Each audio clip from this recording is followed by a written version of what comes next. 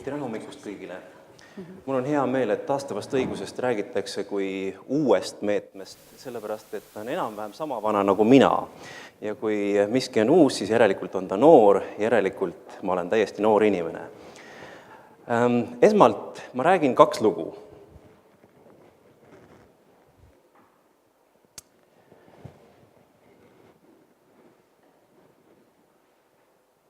Esimene lugu toimus Tallinna linnas 2009. aastal. Minu teismeline tütar läks enda sõbrannale külla. Võttis kaasa minu laptop-arvuti ja fotoaparaadi. Siis tulid ühel hetkel ühed noormehed külla ja ühel hetkel olid nad sealt läinud koos minu laptopi ja fotoaparaadiga. Algatati menetlus. Politsei uurija kutsus mind tunnistusi andma ja ülejäänud seltskonna ka. Üsna kiiresti sai selgeks, kes see siis süüdlane oli ja toimus kohus.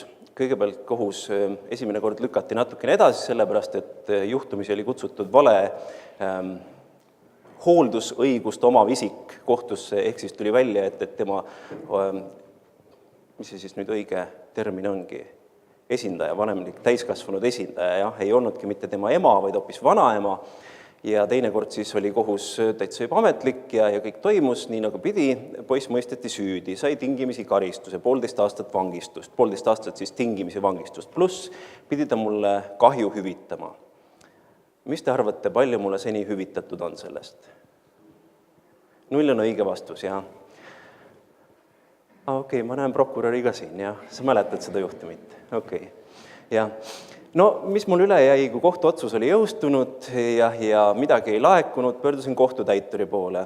Juhtumisi prokurör muuseas oli käinud varem minu ühel koolitusel, nii et prokurör, ma usun, et tegi hoolega head tööd ja ka kohtutäitur, kes selle juhtumiga tegeles, oli käinud minu ühel koolitusel, nii et ma usun, et ka tema tegi head tööd. Sellele vaatamata midagi võtta ei olnud, ehk siis ma ei saanud mitte midagi.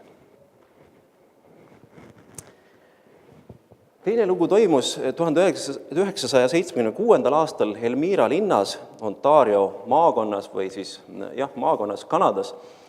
Ja juhtum oli selline.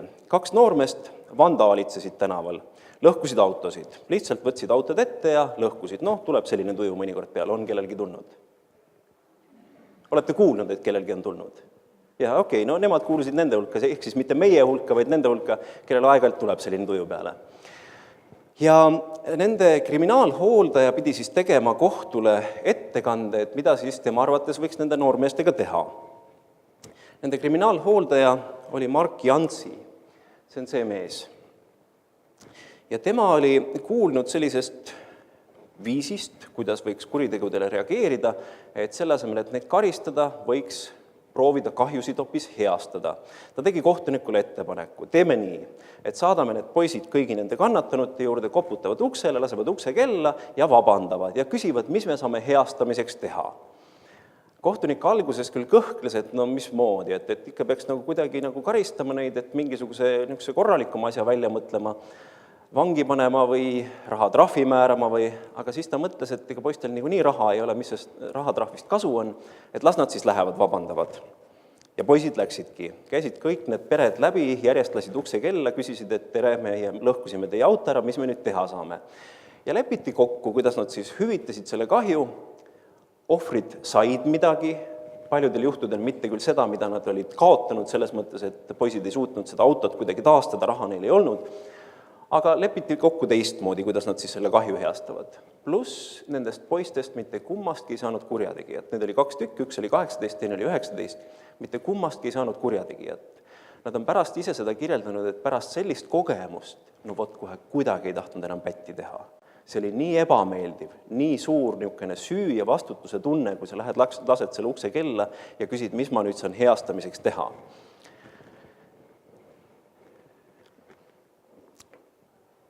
Milles nende 2 loo vahe on?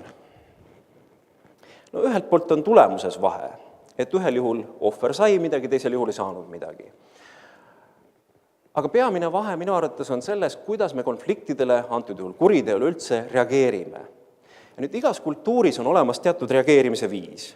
See on omamoodi kultuuri aluseks olev mehhanism, hea ja halva eristamise vahend, õige ja vale eristamise vahend. Ja igas kultuuris on olemas teatud viisid, kuidas me kuritegudele või konfliktidele reageerime. Enda doktoritöö uurimuse välitöid ma tegin sellises kohas nagu Mikroneesia saarestik Vaikses ookeanis. Ja neil on üks selline praktika, mida nimetatakse mispill, mis tähendab vahetus. Ja seal oli näiteks selline juhtum, et üks noormees oli teise autoga alla ajanud ja ohver sai surma. Perekonnad said kokku, arutasid, mis me nüüd teeme. Ja lepiti kokku nõnda, et see süüdlane, ehk siis see, kes teise alla ajas, läheb asenduspojaks sellesse ohvri perekonda. Ja mõte on selles, et ohvril oli terve hulk kohustusi, ta pidi üleval pidama siis enda perekonda, ta pidi üleval pidama enda naise perekonda ja tal oli terve hulk kohustusi, mis ta pidi täitma. Ja nüüd, kui tema on kadunud, siis need kohustused on täitmata. Ja mõistlik ja mõttekas tundus siis kahele perekonnale, et las siis see, kes selle süüteo tegi, et las siis tema kannab neid kohustusi. Tema läheb asenduspojaks ja kannab kõiki neid kohustusi, mida poeg pidi kandma. Ehk siis nende praktika näiteks on selline.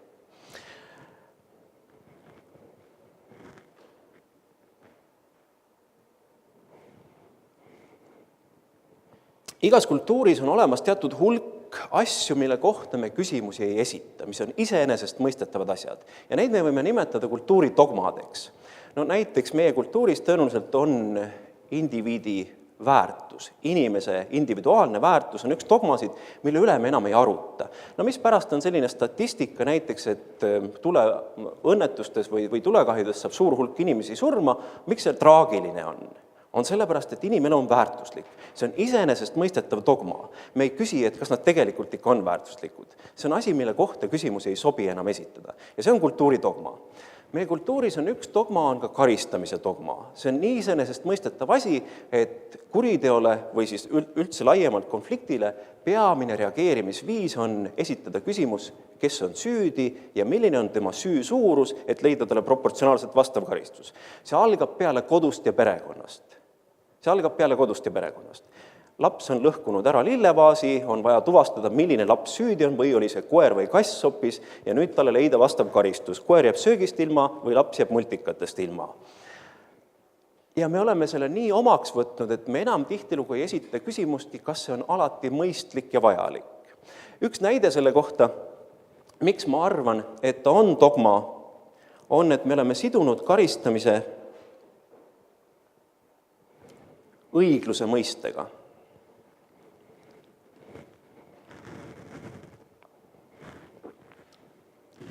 – 2013. aastal Tartus toimus kohtunike foorum ja seal esines professor Mihhail Lotman, keda ma siinkohal tsiteerin.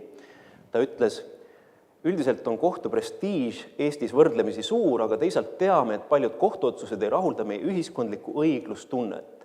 Probleem on selles, et kohtuotsused on kas liiga leebed või nendeni üldse ei jõutagi. Ehk siis on iseenesest mõistetav, et karistamine on see õigluse põhiline mehhanism. Kui palju karistatakse ja kas üldse karistatakse. Sellega on õiglus tagatud. No esiteks ei ole päris kindel, et kas see üldine õiglustunne on seotud karistamisega. Selles mõttes, see näide siin on suhteliselt selline demagoogiline.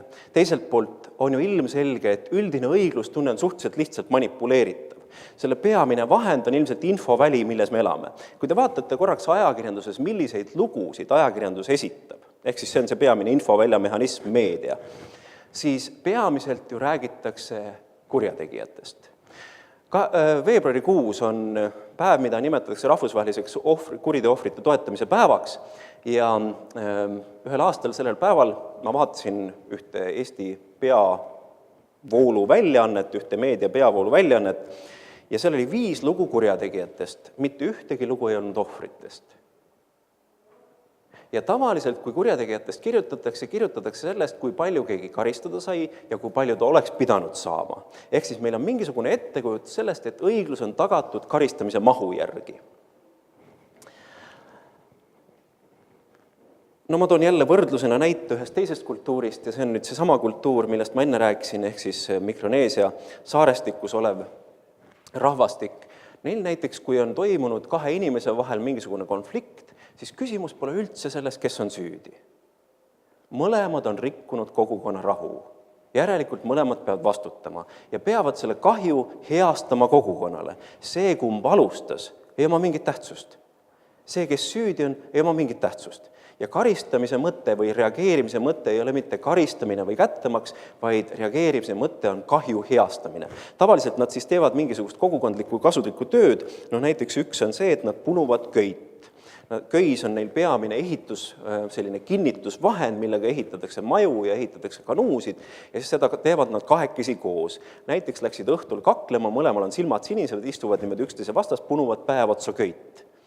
Esiteks saab köie see kogukond ja teiseks päeva lõpuks tõenäoliselt nad lepivad üksteisega vähemalt nii palju, et lepivad üksteise olemasoluga ära. Et ta on olemas. Nüüd, kui me tuleme tagasi nende kahe loo juurde, mis ma alguses rääkisin, siis kumb tundub õiglasem?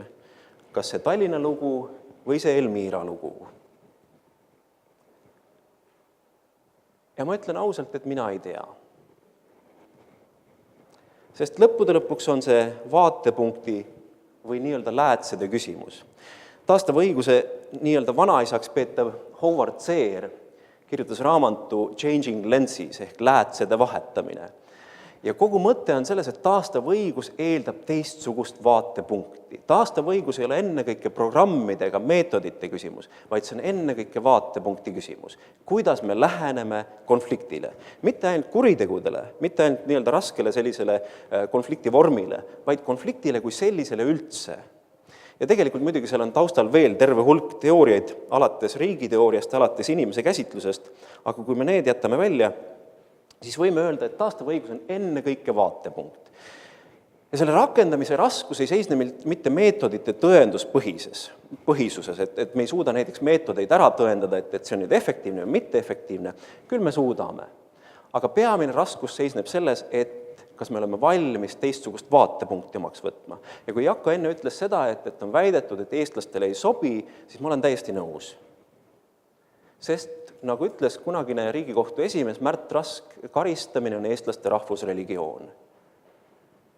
Ja selle muutus on üsna tõsine ettevõtmine, ehk siis ta tegelikult eeldab uut dogmat. Kui ma ütlesin enne, et karistamine on dogma, taastav õigus on täpselt samasugune dogmaatiline lähenemine.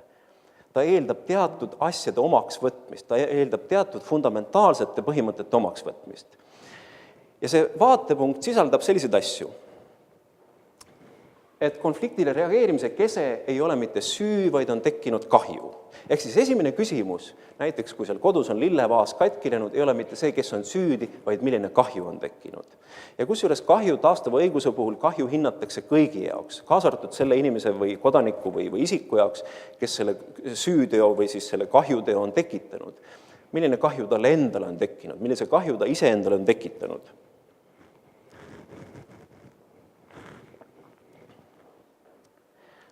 Teine selle vaatepunkti alus on, et keskne isik on ohver. Nagu ka Jakko siin enne mainis, et peamine küsimus on, mismoodi ohver edasi elab, kes on üldiselt karistussüsteemis suhteliselt marginaliseeritud. Kui ma enda näitele toon tagasi, et sellel 2009. aastal, mis minu roll oli? Minu roll oli anda tunnistusi. Minu roll oli käia korraks politseis, hiljem saime prokuröriga kokku ja kohtusse ma võisin ka minna. Aga ega ma väga oluline tegelane selle juures ei ole. Ega väga palju keegi mult ei küsinud ei hiljem ega pärast või hiljem ega enne, et kuidas ma nüüd hakkama saan. Ja ohver on suhteliselt suuresti marginaliseeritud. Ja kolmas küsimus, oluline küsimus on, või oluline selle vaatepunkti osa on, et eesmärk on ennekõike kahjude maksimaalne heastamine. Eesmärk ei ole mitte karistamine, vaid eesmärk on kahjude heastamine. Taastava õiguse enamaks rakendamiseks või rakendamiseks üldse on vaja, nagu ma juba ütlesin, vaatepunkti või mõtteviisi muutust. See tähendab süü ja kurjategija keskselt kahju ohvri ja heastamise kesksusele muutust.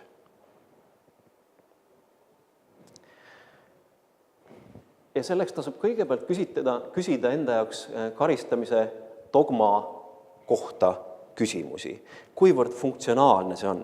Kui me mõtleme selle peale, et umbes 70% kuriteo sooritanud isikutest sooritab uuesti kuriteo, siis mis pärast me neid üldse vangi paneme? eriti neid 70%.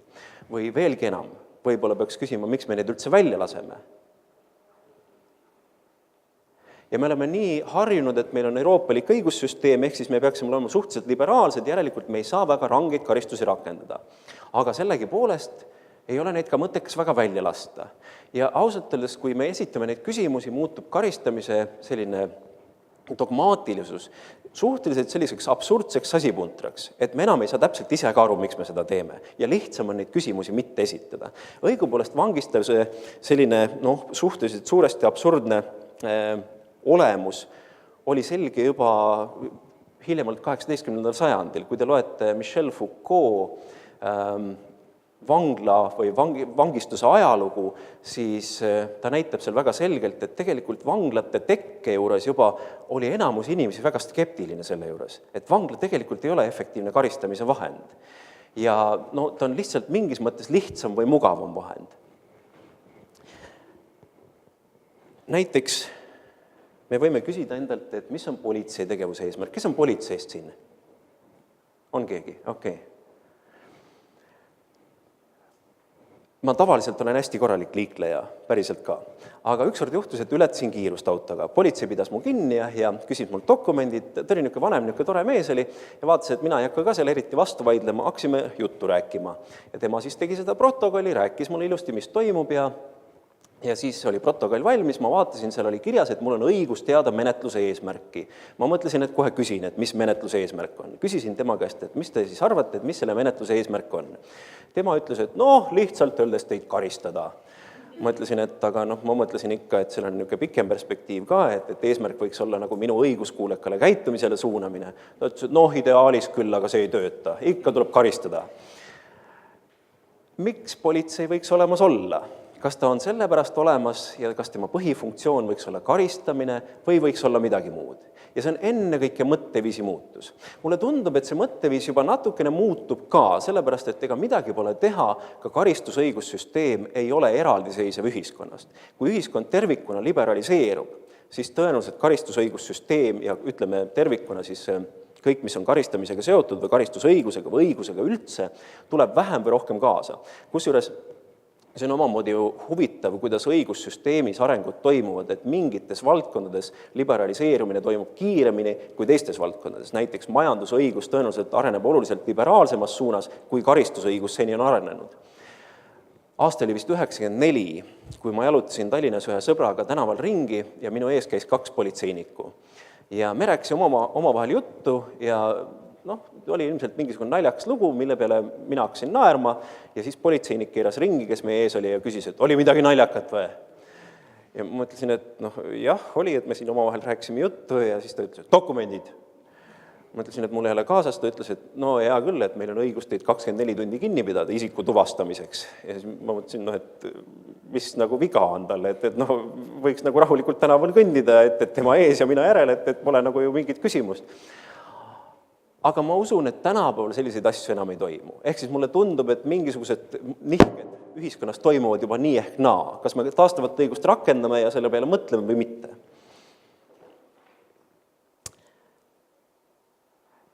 Kui taastav õigus oma juba 40 aastat tagasi praktikas alguse sai, siis eks esimesed pioneerid olid suhteliselt entusiastid, võib-olla natukene naiivsed, vähemalt enda teoreetilistes arusaamades, ja suhteliselt reaktsioonilised. Taastav õigus ei ole imerohi. Ei ole imerohi kõigi ühiskondlike hädade vastu. Erinevad uurimused, mis on taastava õiguse efektiivsuse kohta tehtud, näitavad suhteliselt väikest korduva kuritegevuse vähenemist. Näitavad küll, aga mitte väga suurt. Ehk siis ta ei ole imerohi korduv kuritegevuse vähenemisele. Teiseks, taastav õigus ei asenda kindlasti täielikult karistamist. Ja ma arvan, et selles suhtes ei ole vast enam keegi väga sinisilmne, et taastav õigus on nüüd selline alternatiiv, mis paneb kõik vanglad kinni ja selle asemel rakendamegi ainult taastavat õigust. Ja nagu ma ütlesin, taastav õigus eeldab ennekõike teatud konflikti käsitlemise viisi, aga nagu ma ka korra vihjasin, et ta eeldab ka tegelikult natukene laiemat plaani arusaama riigist kui nähtusest üleüldse. Õigussotsioloog Eduard Raska on seda korduvalt kirjutanud, et meie riigi kontseptsioon baseerub totaalse riigi ideele. Ja muidugi karistamissüsteem siis tuleneb sellest totaalse riigi ideest. Kui me selle totaalse riigi idee võtame ära, võib-olla me jõuame oluliselt rohkem ühiskonna keskse lähenemiseni. Ja taastav õigus on enne kõike ühiskonna keskne, mitte või ütleme veel enam kogukonna keskne, mitte riigi keskne. Ehk siis eesmärk ja mõte on see, et konfliktid saavad lahendatud võimalikult koha peal. Ehk siis võimalikult sündmuse ja inimese siis selle, kuidas öelda, juhtumi koha lähedal. Alates siis sellest, et politsei on juba esimene näiteks lepitaja. Taastava õiguse kasud. Ja ma toon välja ainult mõned. Ja ma nende mõnede puhul viitan, või ma toon välja kõige olemuslikult, kõige olulisemad ja viitan siin mõnedele uurimustele. Esimene on, et vägivalla kuritegude puhul korduv kuritegevus väheneb kuni poole võrra. Nagu ma ütlesin, et väheneb vähe, aga teatud juhtumite puhul on see päris suur. Kui me võtame üldise numbri, siis see vähenemise hulk on suhteliselt väike, aga teatud kuriteoliikide puhul on leitud, et on päris kõrge. Ja nüüd 2000. aastal tehtud uurimus, mille tegid siis Lawrence Sherman ja Heather Strang, leiti, et vägivalla kuritegude puhul oli vähenemine 50%, poole võrra. Teine oluline kasu on, et märkimisväärselt, ja selle uurimuse käigus leiti, et kuni 8 korda väheneb kuritegevuse tõttu tekib kulu. Ja seda on leitud, et kulu efektiivsus on ka taastava õiguse rakendamisel just nimelt see üks põhilisi tegureid, kui me vaatame sellisel kuriteo perspektiivist. Kõige suurem kasu, kõige olulisem kasu, muuseas see uurimus, millele siin on viidatud 2003. aasta uurimus, see on hästi põhjalik uurimus, seda ma soovitan kindlasti lugeda ja uurida. See on kättesaadav selliselt koduleheküljelt. Niikuinii te ei jõudnud seda kirja panna. See eeldab seda, et te pärast küsite minu käest. Kõige olulisem asi, aga taastava õiguse puhul, on ohvrite vajadused.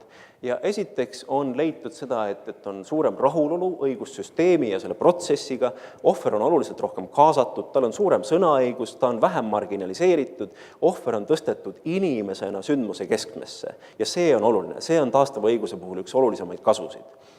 Teine asi on, et on vähem täheldatud posttraumaatilise stressi sümptomeid, ja sellest tulenevalt ka ohvrid suudavad lihtsamini eluga pärast toime tulla taastava õiguse rakendamisel. Ja kolmas asi on väiksem kättemaksuiha, mis ei ole kaugeltki mitte väheoluline. Näiteks on paljudel juhtudel ju inimestest saanud ise kurjategijad, olles ise enne ohvriks langenud, eriti näiteks seksuaalkuritegude puhul. Selle kohta on siis uurimus samamoodi Sherman ja Strangilt 2007. aastast. Kui keegi tunneb huvi, siis see on kättesaadav selliselt kodulehelt.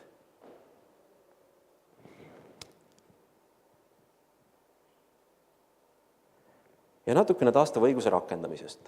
Taastava õiguse puhul, ehkki ma rääkisin praegu peamiselt kuriteo kontekstis ja kui te loete erinevat kirjandust, siis väga palju räägitakse taastava õiguse rakendamisest just nimelt kuritegude kontekstis. Tegelikult on see rakendusvaldkonnad ja rakendusalad oluliselt suuremad.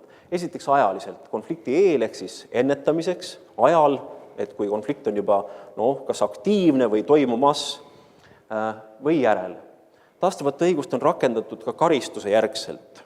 Näiteks vanglates, kui inimesed juba kannavad karistusi, on tehtud erinevaid lepitusprotseduure, on ta siis suurema osalejate hulgaga ehk nõnda nimetatud conferencingu meetod või üks-ühele lepitused ja samas ei ole kunagi seotud karistuse mahu või täideviimisega. Ehk siis näiteks inimene on vanglasse sattunud, siis kunagi see ei vähenda tema vanglakaristust, kui ta ohvriga suudab näiteks kokku leppida või saavutatakse siis mingisugune lepitus. See võib olla või alata ka hoopis lähedastest, et näiteks kurjategija lepitamine enda lähedastega, mis tihtilugu on üks kahju osa. Siis valdkonnad või keskkonnad, koolikeskkond. Hästi palju rakendatakse koolikeskkonnas, näiteks Austraalias, Inglismaal väga palju koolivägivalla vähendamiseks, ennetamiseks ja samamoodi ka lahendamiseks taastava õiguse praktikaid. Kui kõik läheb hästi, siis järgmisel kevadel on plaanis taastava õiguse kevadkool just nimelt taastava õiguse rakendamise kohta koolikeskkonnas. Kes tunneb huvi, vaadake koduleheküljelt taastavõigus.ee. Sain reklaamiga ära teha. Töökeskkonnas. Jälle samamoodi konfliktide ennetamiseks, lahendamiseks Eestis järjest rohkem on hakatud ka rääkima töökiusamisest või töökohal kiusamisest.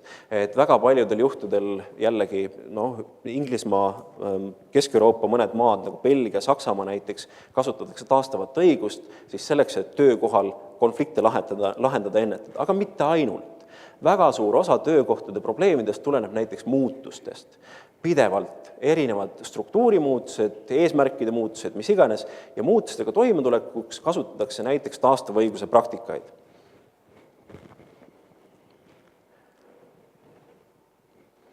Kogukonnad. Kanadas oli üks juhtum, kus ühes majas elasid noored inimesed, elasid vanad inimesed ja seal oli üks väike haljasala.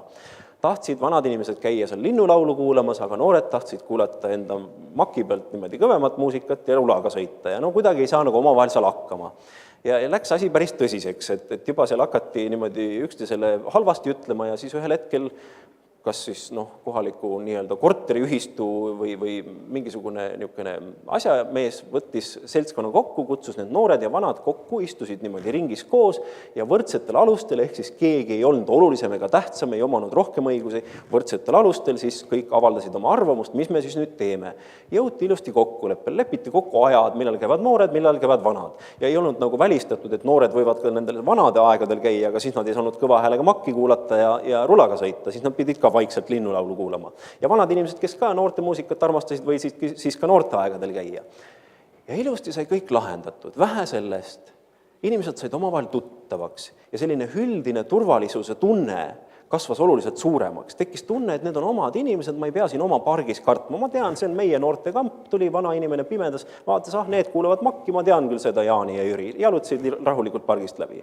Ja turvatunne, kui selline kasvas tervikuna, tekkis suurem selline kogukonna kooskõla ja kogukonna rahu.